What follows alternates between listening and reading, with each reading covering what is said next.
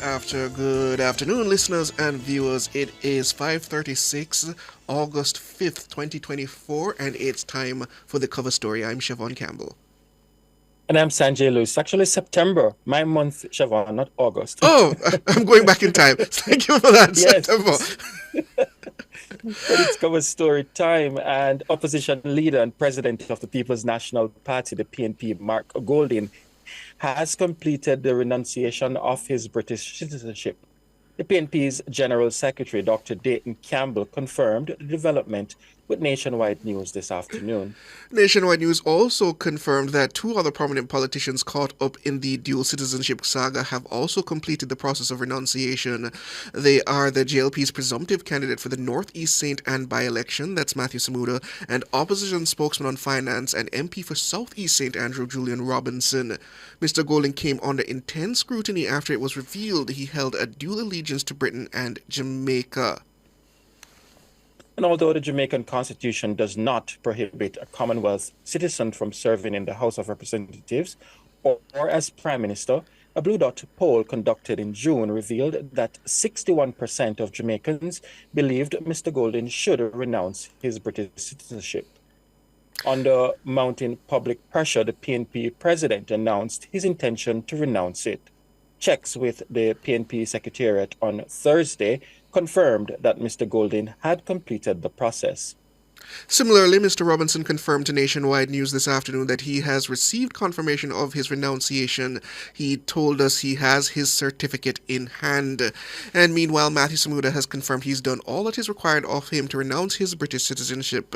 He says he received confirmation that he submitted the requisite documents and is now awaiting the certificate from the British Home Office.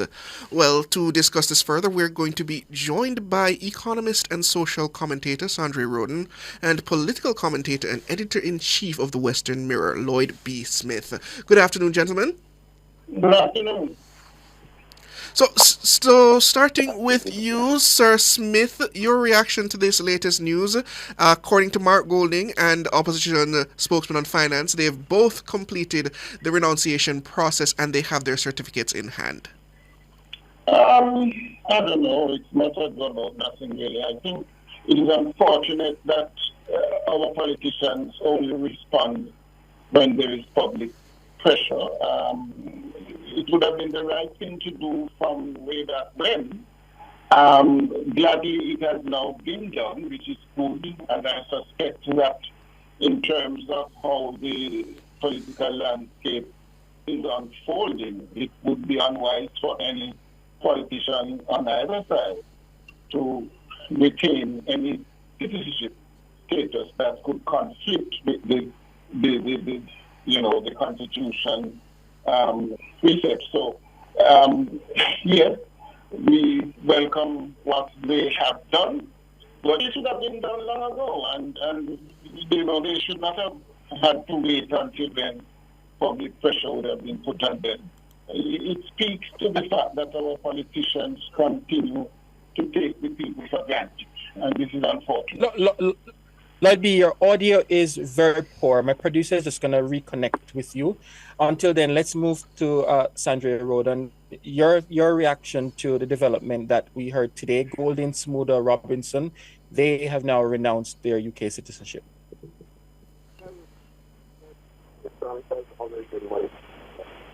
Sandre, it sounds like you're quite a ways away from the mic.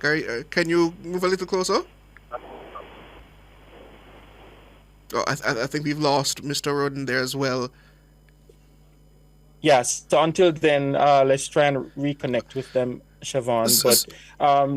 But the politics is clearly around the corner, and this, a couple of weeks ago was the biggest topic about the renunciation of the UK citizenship. We have now heard that Golding, Samuda, and Robinson, they have all done so, and it was a big deal, especially for those who were chastising Mr. Golding for being the holder of UK citizenship and want to become Prime Minister of the country. He has now renounced it.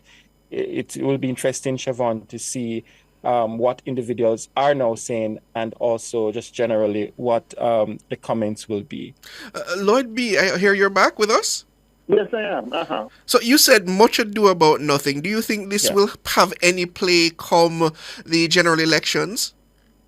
I don't think the converse would have been true. That is, if any of these gentlemen had continued to hold the British decision, then certainly their opponents would use it as fodder against them. But otherwise, I don't think it's going to have much sway in terms of whichever way the political winds go.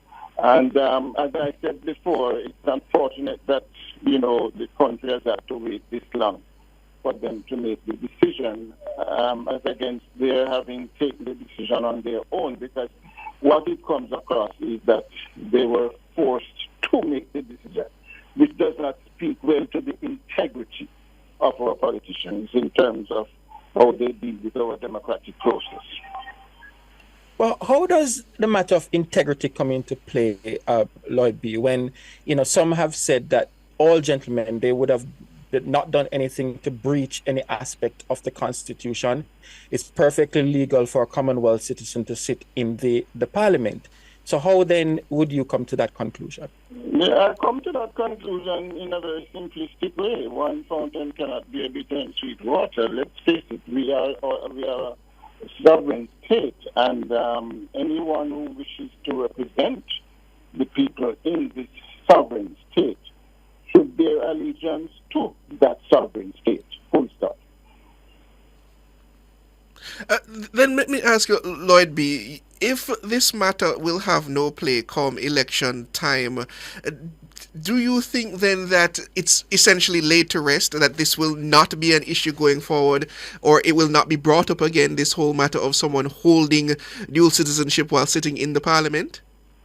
Well, I think it would be foolhardy for any other member of Parliament or senator to go that route in the future. Seeing that, the Jamaican people are becoming more and more aware of these things, and especially now that we are moving towards becoming a republic, such infraction will take on tremendous significance. Otherwise, I doubt if it will continue to preoccupy the minds of the electorate. I don't know. It is ironic that we have to be having this discussion when we are talking about Jamaica moving towards getting rid of the British monarchy. One would have thought that in all of that process, everything would have been, shoved through the window in terms of any vestiges of our colonial connections. Well, we have you back, Sandre. We have Sandre Rhoden back with us, so we'd like to give him his opportunity to respond. Go ahead, Sandre. Yeah, I was saying that it was really much ado about nothing. I think the real impact would have been especially on the opposition leader because, the conversation about constitutional reform, the idea that he is a presumptive leader if he were to win the next general election, that really put some questions around the opposition leader, especially. Now, when you look at the other two people, you have a cabinet minister, one day could be prime minister, you have a shadow cabinet minister, presumptive future leader of the People's National Party as well.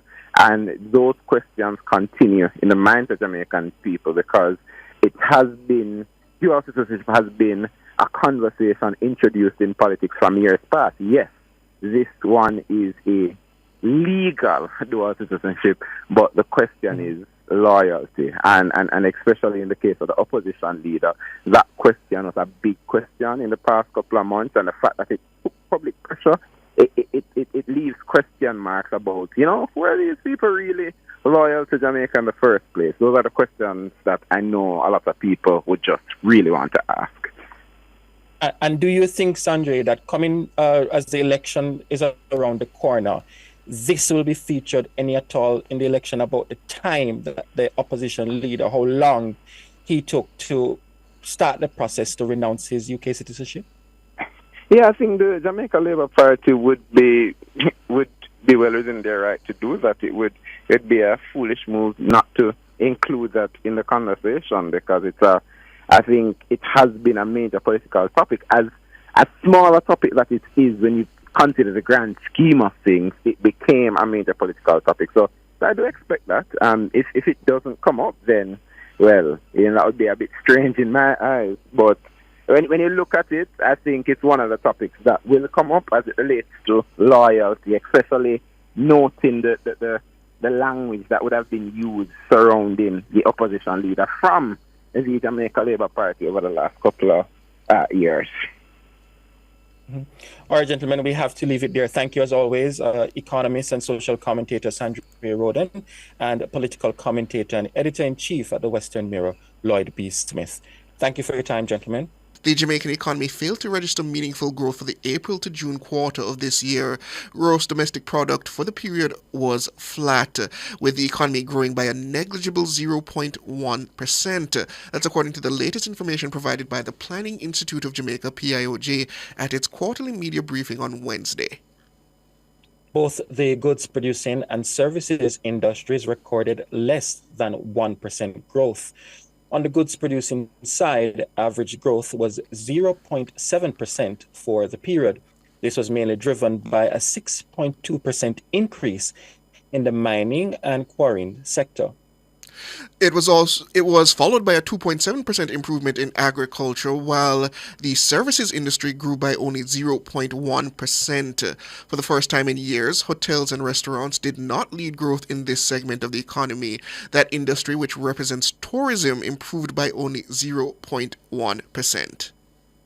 Electricity and water supply was the only sector to significantly improve, with a growth rate of 2.7%.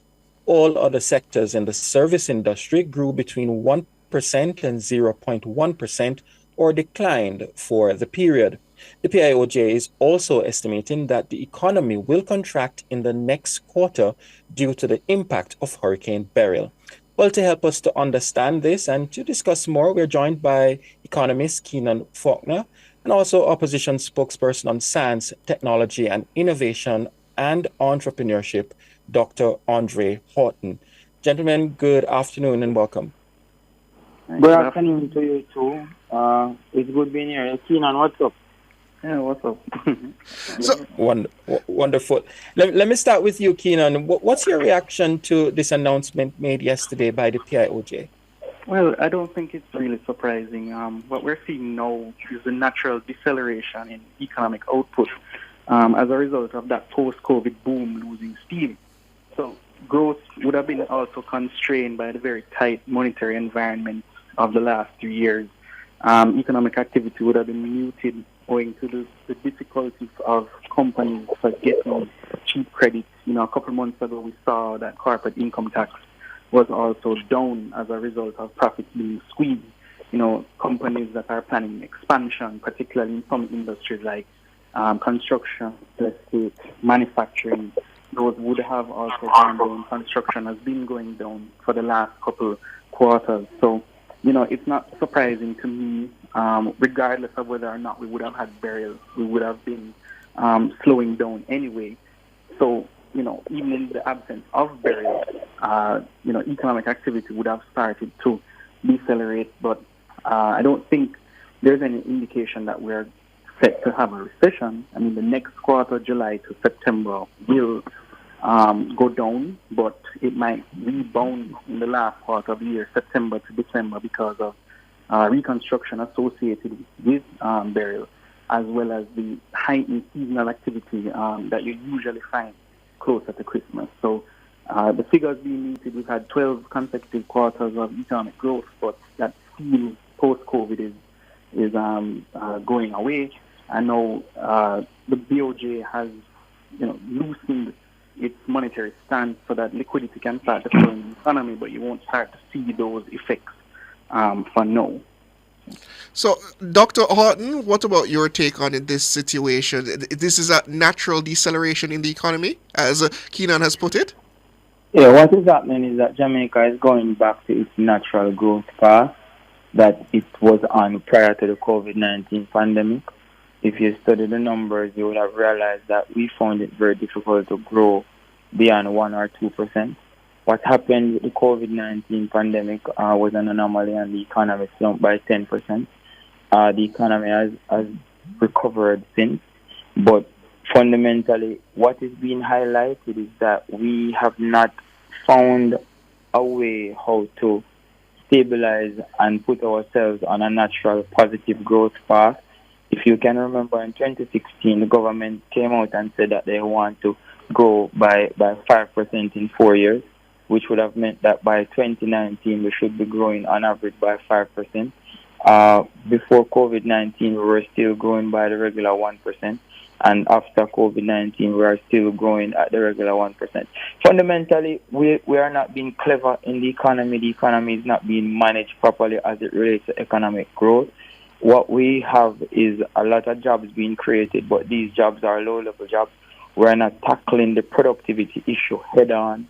If you read my book, Overcoming Productivity Challenges in Small Countries, then what we do is to dichotomize each industry and show how they use labor.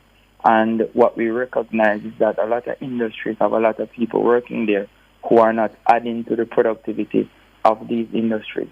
We recognize the slowdown that would happen in the construction industry, a lot of unsold units, especially in real estate construction.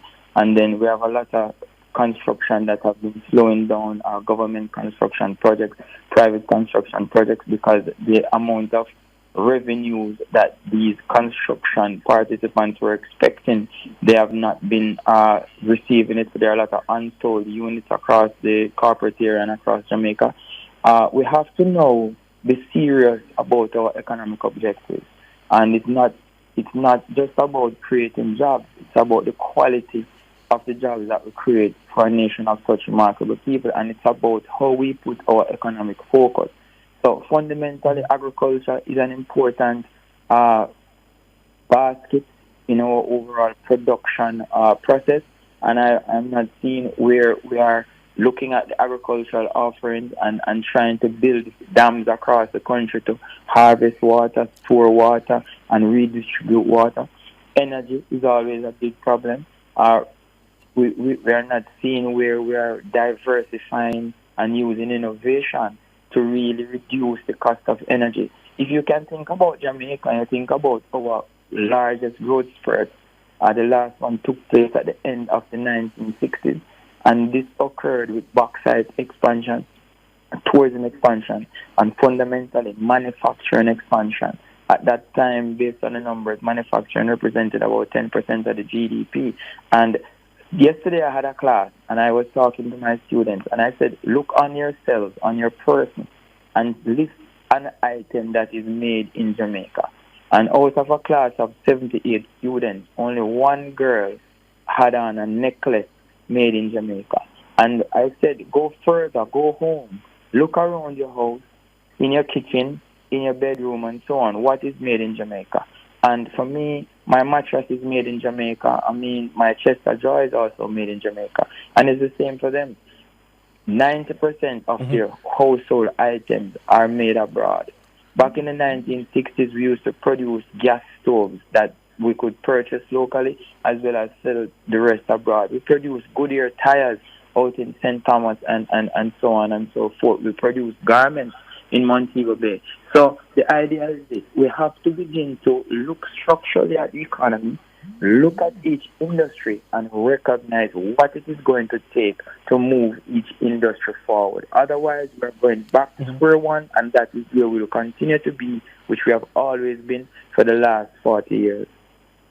Let me hear you on that, Keenan, because you've heard Dr. Houghton, the matter of growth. For a very long time, we've been stuck at 1%. What do we need to do to get on that path to improve our growth here in the country? Yeah, no, I absolutely agree with Dr. Houghton. It's a long-standing structural issue that we've been dealing with for decades, and we need to seriously address three things simultaneously, if possible. We need to update our industrial policy. We need to do that in tandem with the productivity policy that's also being developed. And we also need to pursue meaningful labor market reform. And in order to get the kind of growth that we want of the order of 5, 6, 7, 8, 9%, we have to begin to now remove these structural constraints in the economy. Think about things like the high cost of energy. You think about how we train the labor market. Education and training is the base, especially when our economy is so heavily tilted towards services. You think about crime, you think about corruption, which eats up so much of our GDP every single year. You think about other structural access to credit for certain industries that can't cause them to grow and expand. And the World Bank, when they used to produce their doing business report, they produce a laundry list of these items every single year that we grapple with currently. And these challenges, high cost of energy is another one, right? All of these long-standing issues we have not sufficiently addressed, and so we can't expect growth to really be leapfrogging us into a different era that is not one of low wage, low growth, low technology. Dr. Horton, I don't want to turn this into a political partisan matter, but many of these structural issues you identified, rightfully identified, have existed for decades, going back to, as you put it, the 1980s, with many of these fledgling industries being shut down during that period of time. Then why has that message now come to us that these things must change and have not been changing for the past couple of years? Past 2 decades, I should say.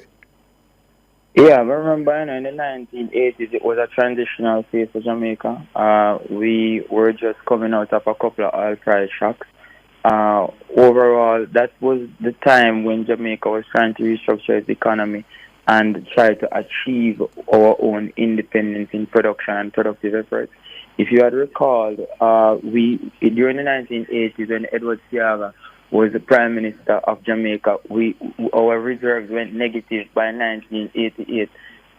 With the passage of Hurricane Gilbert as well added to that, and that is why we had a change of government to Michael Manley by 1989. Fundamentally, most of Jamaica's leaders have been lawyers, and what has happened is that we have specialized in creating rules and laws and putting the right plans in place, but they have never been economic driven plans. They have been legislative plans to maintain the status quo and to keep the average Jamaican outside of our natural productive pursuits. Remember, Jamaica has been a slavery economy, and what has happened is that we have big businesses who are given monopoly treatments in some industries. We have big businesses who they make certain decisions. So take chicken, for example, we have an oligopolistic type of nature existing there. You're the only ones that people can import citrus, etc., etc. Dr. Houghton, I'd love to, Dr. Houghton, leadership. Dr. Houghton, I apologize, but I'm getting the wrap-up signal. It's 6 o'clock, and I wanted to give you the last word, but I have to wrap up. I thank you for your time, Dr. Houghton. Dr. Houghton is the opposition spokesperson on science and technology and innovation and entrepreneurship for the People's National Party, and we also have with us economist Keenan Faulkner. Thank both of you gentlemen for joining us this evening.